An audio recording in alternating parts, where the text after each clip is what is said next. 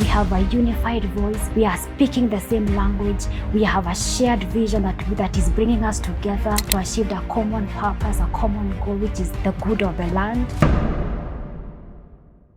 Now today I want to speak on what I'm calling championing breakthrough ideas or revolutionary ideas. With every shift in generation, there is a new phase of development. But for us to usher in that new phase, there has to be breakthrough ideas that will help us break through and transition. That's what we'll be talking about today. And this is to help you in your pioneering journey as you build as a kingdom builder, help you navigate through a new path as you're walking a new path, creating new patterns and pattern setting. Yeah, so be sure to stay with me until the end. The whole point of a revolution is to expose the faultiness of the established traditions and old systems that are no longer fit for purpose. To begin to show people how these old systems and these established traditions are no longer, they are failing us in addressing the most pressing issues of our society today. They are no longer fulfilling the purpose to which it was intended, and it is time for change.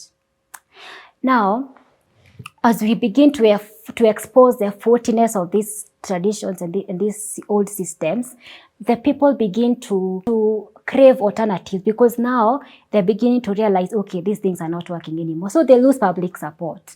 Because right now they are so esteemed, they're highly esteemed, they have an elevated status in the eyes of the people because they are the norm, they are established, deeply ingrained in society. So it is a struggle, it is a battle. But when you begin to expose the faultiness of these traditions and old systems, they will lose public support, because people will begin to crave alternatives. Even Jeremiah was asked to first of all uproot, before he can establish a new order, create a new era and a new dispensation, he was told to first of all uproot and pull down.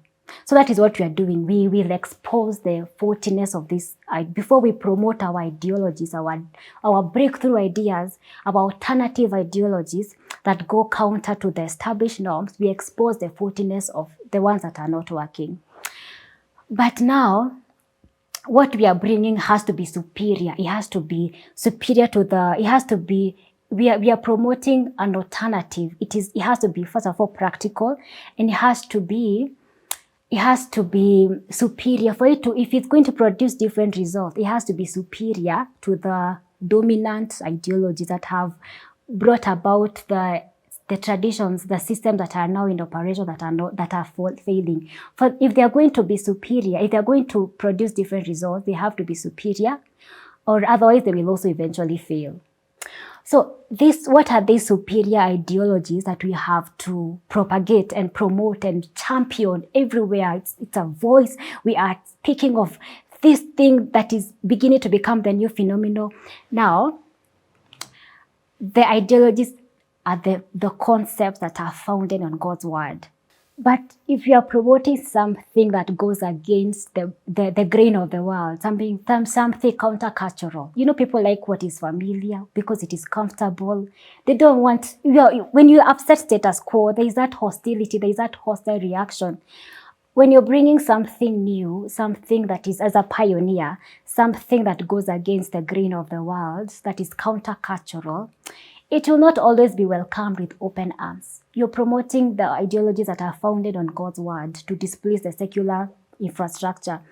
It will not be embraced with open arms. It will attract hostility, because people like what is familiar. People tend to prefer what they are used to because it is predictable, it is comfortable. How then do we successfully promote our ideologies, our alternative ideologies that are superior, that are not subject to failure, that are going to address the most pressing issues in our society today?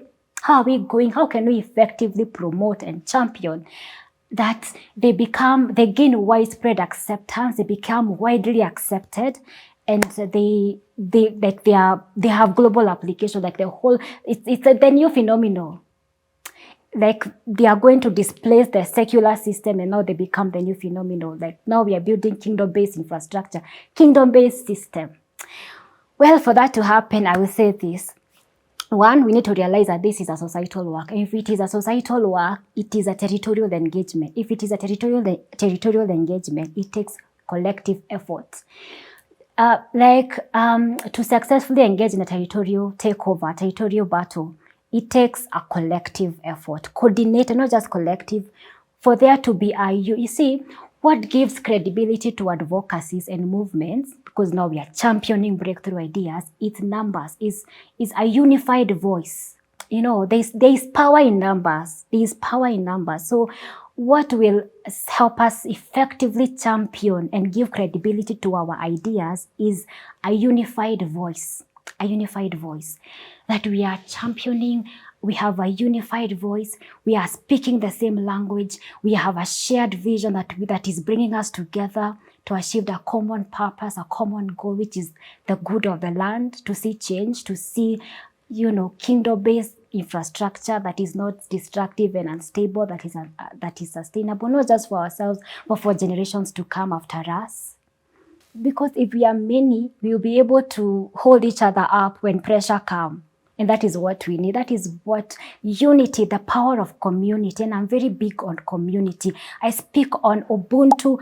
I am, because we are that my success is connected to your success. And if we join together as a unified voice, there's so much we can do for our nation.